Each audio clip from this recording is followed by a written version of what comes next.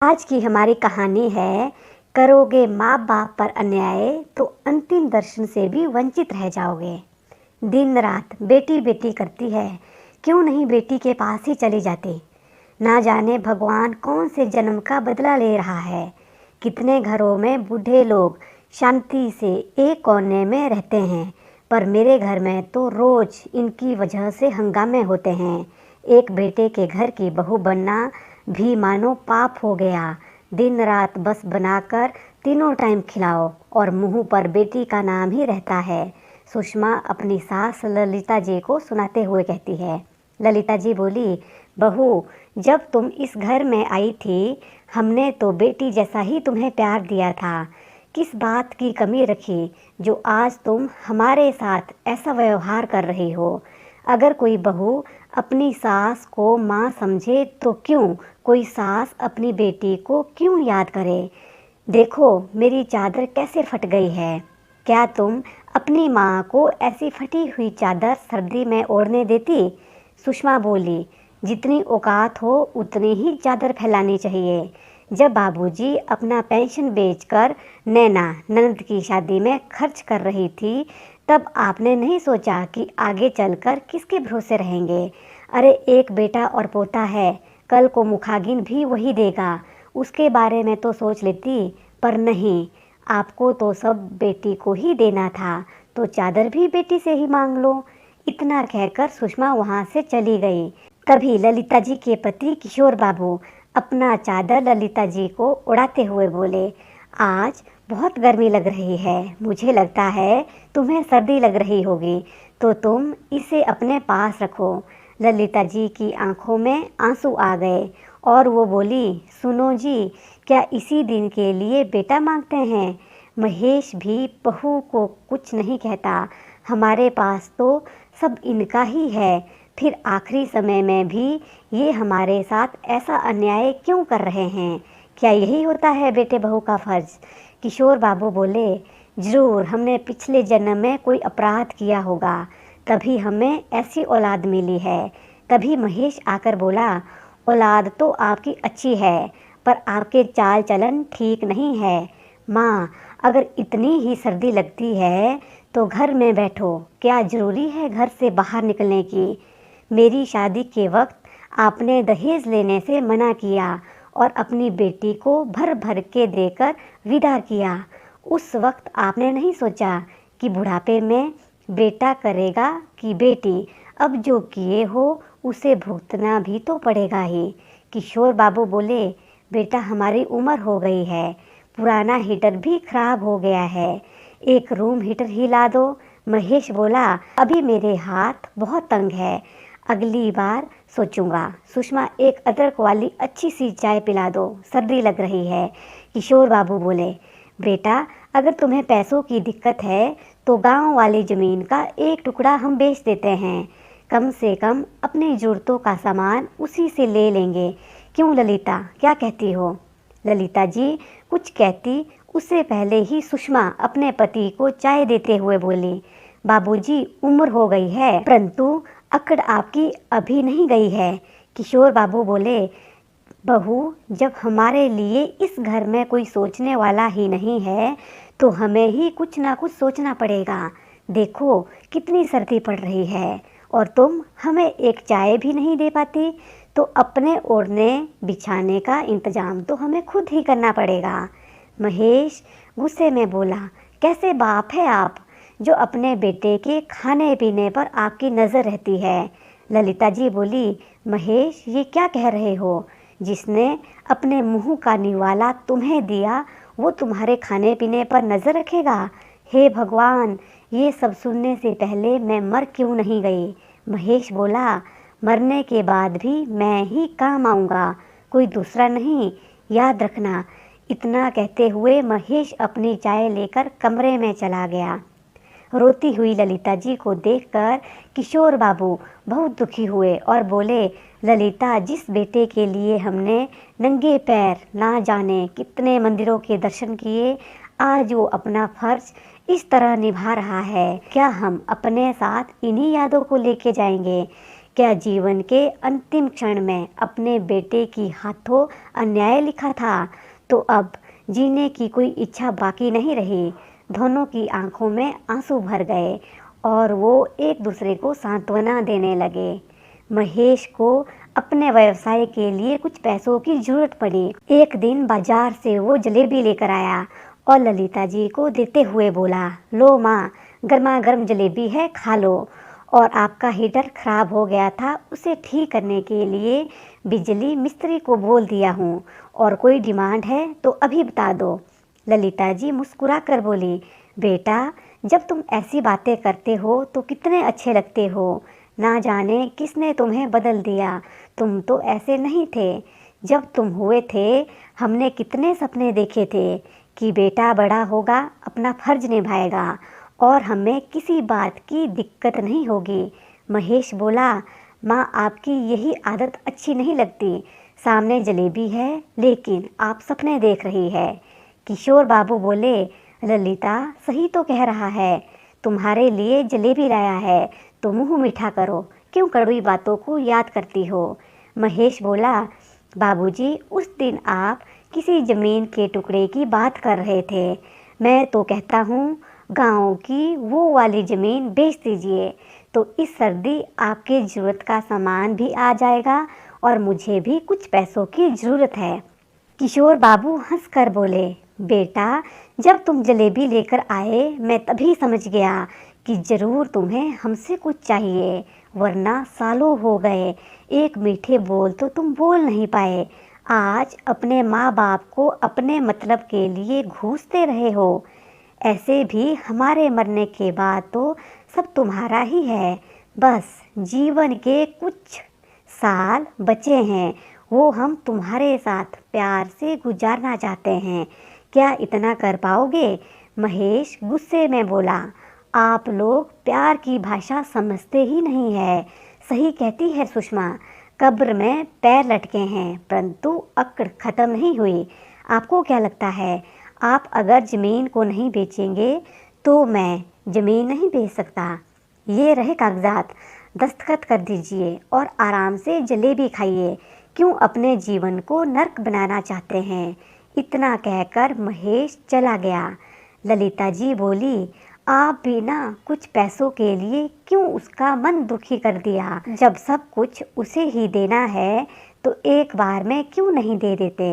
किशोर बाबू बोले, ललिता, यही तो हम माँ बाप गलती करते हैं, बस ये सोचकर कि बेटा बुढ़ापे की लाठी है और अपना सब कुछ उन्हें सौंप देते हैं, बस एक ख्वाहिश लेकर कि हमारे अंतिम समय में यही बच्चे हमारे साथ न्याय करेंगे और हमारे काम आएंगे। पर होता क्या है, दुर्व्यवहार और अन्याय जो तुम देख ही रही हो। उस दिन तो बात वहीं ख़त्म हो गई, पर उन्हें क्या पता था कि हालात और भी बुरे होने वाले हैं।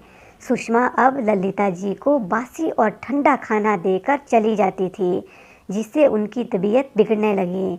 एक रोज़ सुषमा घर में नहीं थी और नैना का फ़ोन उनके पड़ोसी के घर आया तो ललिता जी वहाँ गई।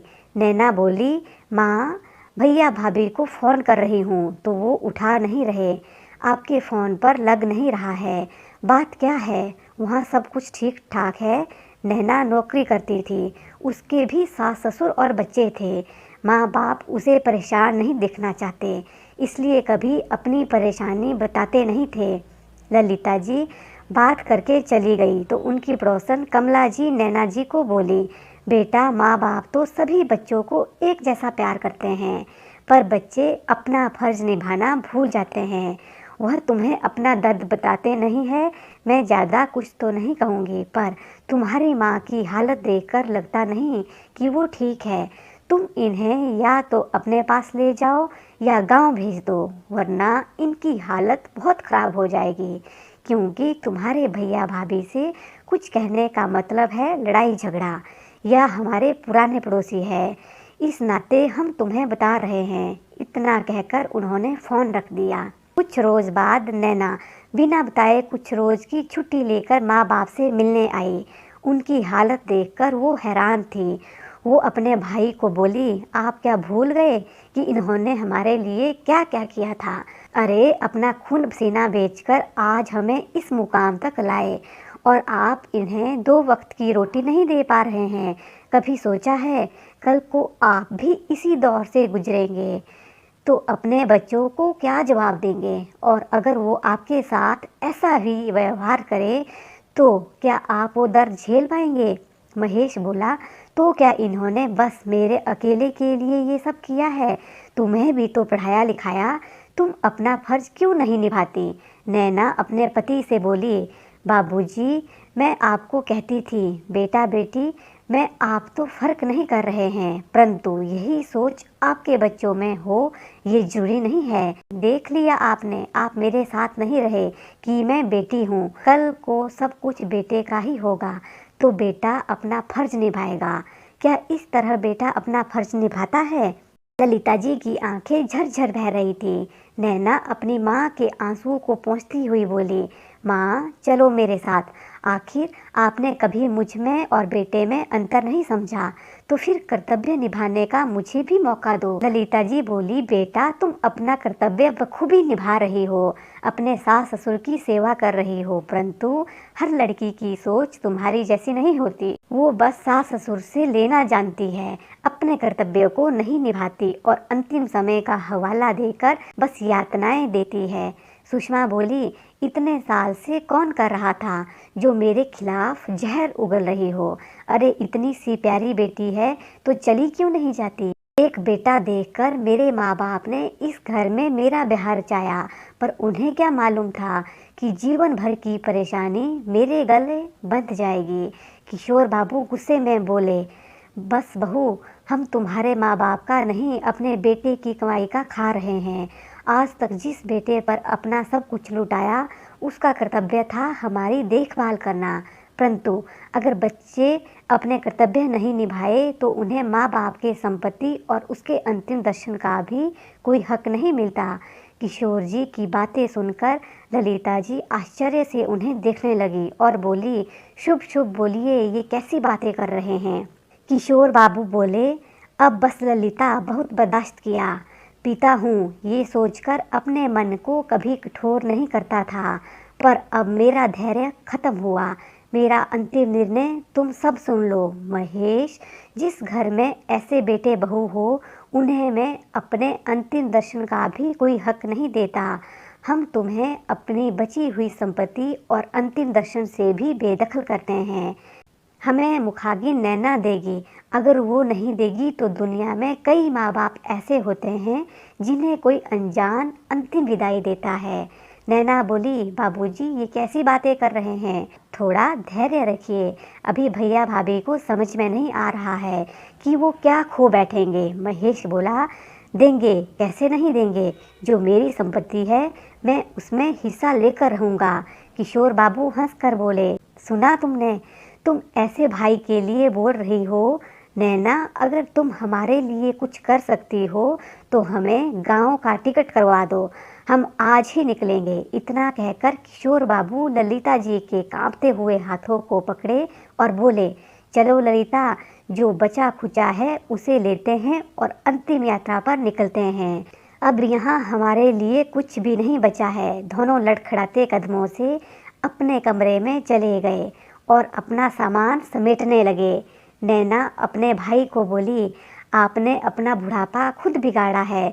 जब माता पिता से ही आपका रिश्ता नहीं रहा तो मुझसे भी कोई उम्मीद मत रखिएगा।